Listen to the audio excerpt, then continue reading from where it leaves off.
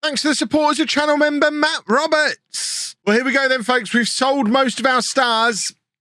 Let's see how the new look Manchester City team fares in a new league. Welcome to League Two. Hello, welcome to part 8 of Saving Man City. I'm Kevin. Coming up on today's episode, we are getting started with our new League 2 campaign. First game of the season away against Stevenage, and then another game against Crawley. At the end of those two games, we should have a good idea how we fare in this new league. I mean, the media seem to think we're going to do really rather well. A lot of that is going to be reputation, but a lot of it is the fact we've still got a lot of good players. Despite the fire sale we went through yesterday, we've managed to keep James Trafford at the club, which is huge. Tommy Doyle, of course, turning down his move is huge. And with Tuther Doyle and Delap both coming back on loan, although we've made a lot of money, we've not massively weakened. And then the emergence of Luke Mbete as the second best defender in the entire league, despite only starting 2 games for me last year. That's the kind of lovely little surprise I could get used to here at Manchester City. If you didn't watch the transfer video yesterday, you should go back and watch that. We sold about £50 million worth of players. And this is our new look team for the first game of the new season. We've got Trafford in goal, a back four of Doyle, Mbete, Burns and Samuel. Lakyle Samuel is a 17-year-old right back. We basically have no right backs, so we're playing a 17-year-old there. Welcome to the new look Manchester City. Doyle at the base of midfield, Fiorini and Taylor ahead of him. Kane Taylor is another youngster who was kind of around and about the squad last year but never actually played. But having sold McAtee, there's a significant vacancy in central midfield. Knight on the left, Bob on the right. Bob is still on the transfer list, and actually a slight concern that when we get to January and he doesn't have a work permit, we might not be able to play him anymore, but we'll cross that bridge when we come to it. And then Liam Delap up front, of course, on loan now from Brentford. So this is going to be the last season at the club for Liam Delap before he goes and presumably takes over from Ivan Toney in the Brentford first team so he can move on to bigger and better things. Or, I don't know, there might be some other reason why Ivan Toney would be unavailable and you'd need to play Liam Delap. Who could possibly speculate? Let's get the league table on there. It's the first day of the season. The league table is not massively significant, but we like to have it on because, fingers crossed, we'll be at the top of it by the end of this match. Mbete with the first, I'm assuming that's how you say his name. If it's not, I'm sure you'll let me know down in the comment section that he has the first chance of life in League 2 for Manchester City. Have Manchester City ever played in the 4th tier of English football before? I remember, Mbete is in there again with a decent chance. I remember, of course, back in the 90s, when they were down in the 3rd tier, playing posh, which was lovely. But 4th tier, not so sure. Bob playing it back to Samuel, who hits the big deep cross that doesn't really get anywhere near one of our players. Taylor nods it down and there's a shot that goes wildly wide and over. I feel like we are going to learn a lot from these first couple of games of the season. It obviously is a very new look team. It's going to take a little bit of a while for these players to kind of get used to the way we play, get used to playing with each other. For some of them, get used to new positions. Samuel really is a centre-back, but because he can play right-back, expect him to play there a lot. And like I say, we're going to learn a lot over the course of this episode about how you would expect this season to go. I mean, I would, at the moment, I'm still kind of expecting to get promoted again, if not win the league relatively easily again. And Mbete, I mean, he's been a threat. That's the 3rd opportunity he's had, and finally he gets one on target from a corner. It's 1-0 to Man City, and Luke Mbete announcing himself as our new regular starter and supposedly one of the best players in the league with a goal. I guess that means he's going to be one of the next big money player sales that we have, which is fine. We need a conveyor belt. We need to constantly be making 50 million every transfer window. That's the only way we're going to stay in business long enough to move up the leagues. But yeah, as I was saying, I'm kind of expecting to still get promoted. I think we need to still get promoted this season. If we don't, it really does put a little bit of a spanner in the works of the overall recovery plan. We can't really dawdle in these leagues on our way back up because the big money, of course, is when we return to the Premier League and we can really start taking a chunk out of these debt repayments without having to sell every player who develops any kind of value. So we need to get there, and we need to get there in consecutive promotions. That's the plan. Bob plays it over to Knight, who brings it down nicely. The original plan, if you recall, at the end of last season was that Ben Knight was going to be our starting centre forward this year, but with Delap coming back on loan and Morgan Rogers being one of many wide players who moved on this summer, he has now got a vacancy as a winger in the first team, and there you go. He takes his opportunity and grabs his first goal of the season as well. So I think he's probably going to be one of our starting wingers over the course of the season, especially if we end up losing Bob as well. We sold Borges in this summer, and when Bob is unavailable, we really are going to start to struggle for players who can play out wide. We might have to change the system up. Not that we can play with extra strikers, because we only really have Liam Delap, who's also leaving at the end. Basically, what I'm saying is we need a new striker to emerge over the course of this summer. We've got this youngster, Obavwudu, on the bench, and we will be giving him time as the season goes on, because we kind of need him to be ready by the start of next season to step in as the new starting striker. I love this youth development being forced on us. Stevenage have just scored a goal. Stevenage, by the way, managed by Steve Evans, the worst man in football. So we've got to beat him. I get very upset about Steve Evans for many reasons. I absolutely cannot have a defeat against him on my record. And there's Bob playing it infield, looking for Taylor, but doesn't find him. And now Stevenage have got the ball back again and are looking to cause us more problems. That's some lovely tracking back from Knight, though. Makes the tackle. And now Taylor is trying to get a counter-attack of our own up and running. Bob has let it run quite wide, but plays it back across to Fiorini, who is one of the key men from last year who has stuck around. There's a couple of them, Tommy Doyle, Fiorini, and then, of course, the two who came back on loan, Doyle and Delap, and, of course, Taylor. The rest of this team are players who were fringe players last year, though, who are now making the step up to be regular starters. Right, I think we should... Do we bring on this guy, Obavwudu? Do we play him straight away? Or do we go with Will Dixon as first striker substitute, who played through the FA Trophy run last year, but just never really looked any good? I think we probably have to go with him for now. He's a little bit older, but both of those young strikers are going to get game time this year because we need them to become good enough players for us. Right, we've allowed 5 substitutions this season now, which is going to help with player development as well. Oh, what a difference that makes. We can take off Doyle, and I would like to think by the end of the season, Callum Doyle and Liam Delap, we're not needing to use them anymore.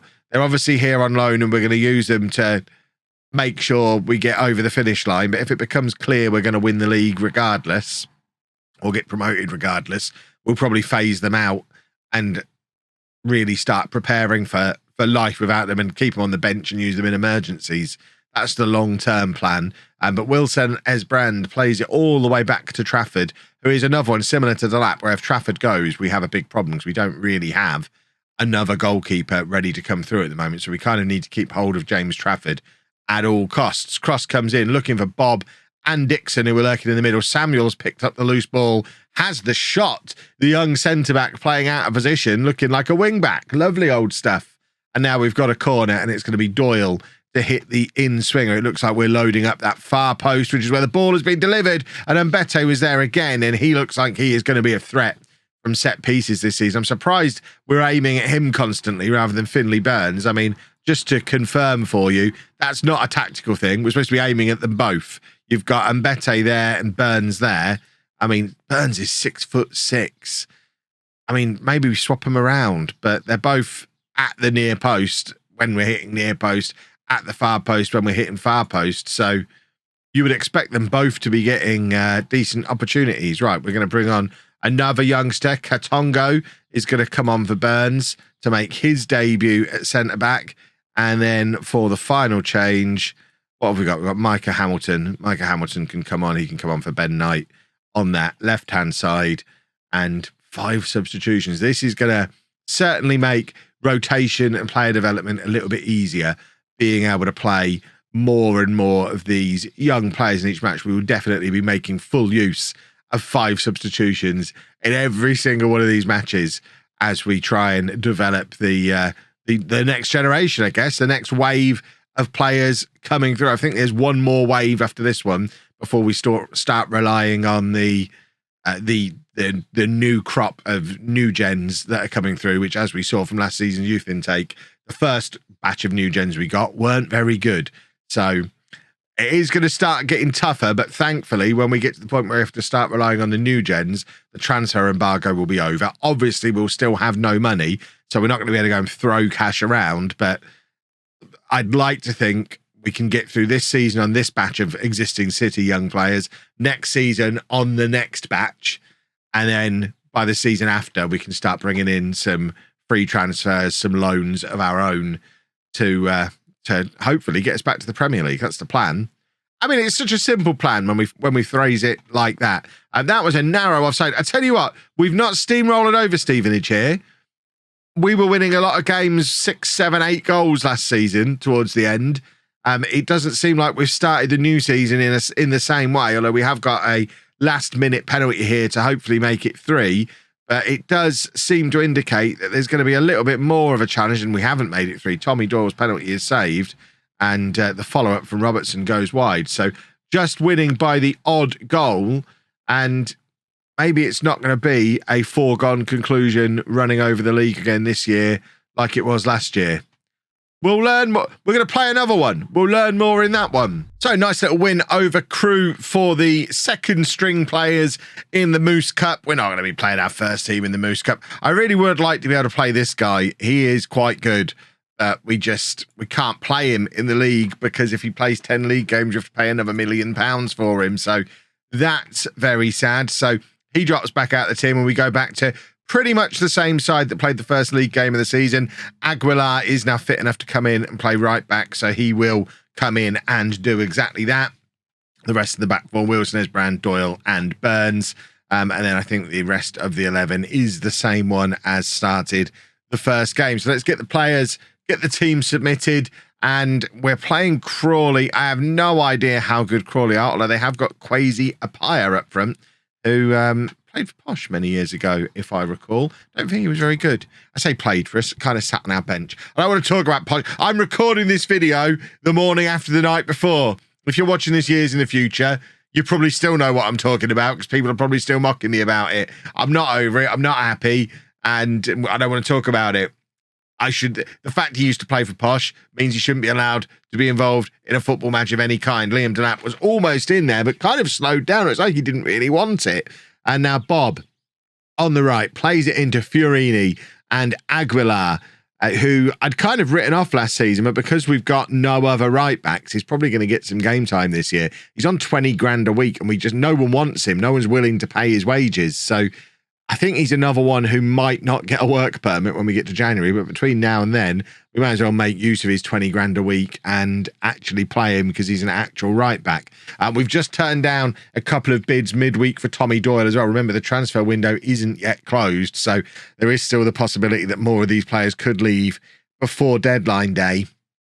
We turned down £13 million for Doyle, because the previous offer that we'd accepted yesterday was for 17 million and he turned the deal down. So unless we can get someone else willing to offer 17 million, we'll keep him around and sell him in January. And there is a demonstration of why it wouldn't be a bad thing at all to keep Tommy Doyle at the club. He is our best player and he's just scored a lovely goal. Bob plays it across to him. Doyle coming in off that left-hand side. I don't really know why he's lurking on the left-hand side. He's our defensive midfield player. He's so good. He can basically do what he wants, play where he wants, and scores to put us 1-0 up over Crawley. We play it out from the back again as part of the next move. Trafford to Burns, and Burns lumps it over to Wilson Esbrand, starting his first game of the season. And now Taylor in midfield, back to Wilson Esbrand again, and now the other Doyle, who was it Reading we sold Callum Doyle to? Delap plays Bob in. That's lovely work from Bob, who I am going to miss when he loses his work permit and we can't play him anymore. I mean, we have a decision to make with Oscar Bob, because if we offer him a new contract on a higher salary, he'll get a work permit, probably. Do we want to add another 20 grand a week player to our books? We probably don't. But then at the same time, he's got 2.5 years left on his contract. He's on like 7 grand a week at the moment. What's better, paying him 20 grand a week while he plays and then potentially being able to sell him for big money, or having to sell him on the cheap or loan him out whilst he's earning 7 grand? These are the kind of decisions that I guess are what are going to make this save unique and a little bit different, because it's such a different thought process from what I do in any other save. Any save where we've not got £1.5 billion worth of debt, the answer is obvious. You give him the contract, you play him because he's one of the best players, and then he either leads us to promotion or we sell him for massive money, and we don't even think about the possibility of just letting him rot. But similar to what we've done with Couto previously, Sarmiento now, there are certain players who we just have to let rot, because the alternative is spending more money on them than we should be spending, when we're supposed to be cutting costs, not giving people pay rises. Right, Aguilar at right back, talking of players where we should be cutting costs, plays it back to Doyle, and now Doyle, ball over the top for Bob, and Bob is in behind again, and he's really making it difficult for me to decide to just write him off, because he is so very good in that right wing role. He kind of forced his way into the team and made that role his own second half of last season. After Cole Palmer left, Bob became my starter on this right-hand side, a position that he is maintaining now and is very good at. And I mean, that was lovely football, and 3-0 up against a Crawley side who, I mean, we're only 2 games in, saying they're mid-table is a little bit meaningless, but we certainly seem to be having more luck against Crawley today than we had against Stevenage in that first game, where we did seem to labour a little bit, but we also had a few players struggling a little bit for fitness. We're playing a slightly more rotated than usual side, and Aguilar was giving away a penalty, and it's a player. Never mention an opposition player, because shenanigans will happen when you do. We mentioned a player before the match, and now he wins a penalty with Aguilar giving it away with a heavy challenge. But James Trafford, very good goalkeeper, saves the penalty, saves the follow-up. Lovely stuff. And now Doyle looking to build from the back once again. It's Wilson-Esbrand who plays it forward to Taylor. Taylor seems to have slotted straight into this midfield as if he's been there all along. This is only his second game ever for the club. And that's a lovely ball over the top. Liam Delap is in, and Delap now has his first goal of the season. It's been a slightly slower start for the man who got nearly 50 goals for us last year. But now, following his £10 million move to Brentford, I guess he has less to prove. But he was never going to miss that one. An easy opportunity for Liam Delap to make it 4-0 just after half time. And I think what we've learned, we said we'd learn some things today. I think what we've learned is this particular team, although it's weakened compared to last year, is still going to be good enough to get through League Two. And Oscar Bob has his hat-trick, and that's an absolute beauty from him. So similar to how we did last year, we are gonna move through this season relatively quickly. Like I said, with the National League season, when we're winning every game by big score lines, we don't need to watch loads of them. We know what's going on. The storyline at the moment is more about the squad building, the finance stuff, the off-the-pitch stuff. So matches will once again be a little bit sparse this season. Don't worry, those of you who really enjoy watching the matches, which I know is some of you, as we get deeper into the save, matches will become more and more of a focus, and the off-field stuff will hopefully become less of an ongoing, constant worry. But for the time being, the matches are kind of taking care of themselves, and I just need to be working on the transfers and the finance stuff in the background. So similar to last year, we'll probably keep a close eye on our FA Cup run. I think that's an interesting way to gauge us against the other teams around us. And the teams above us as well, just to see how this team is. Last year, we learned that this team was probably a decent championship level side. Is it still that this year with the players who have left? The only way we're going to find out is by playing a championship team, which the Cups will hopefully provide for us. But we'll get through the season in probably 4 or 5 episodes, and then we do it all again with. It's such a weird scenario because we'll be doing it all again with a weaker squad. It'll be a weaker squad in a higher league, which is such a weird thing. It's so counterintuitive to every other Football Manager save I've ever played. But that has been absolute dominance. 5-0. We're playing a number of players out of position now, just because we might as well just throw them on, get them in there, and teach them to play the new roles, I guess. It's better to have game time in the wrong position than no game time at all.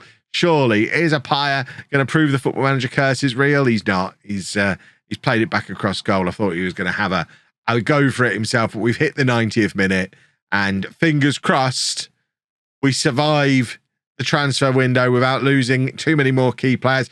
with £90 million in the bank, we've got enough money to get us to January. I don't think we need to sell any more now. Obviously, if we get big offers, we will.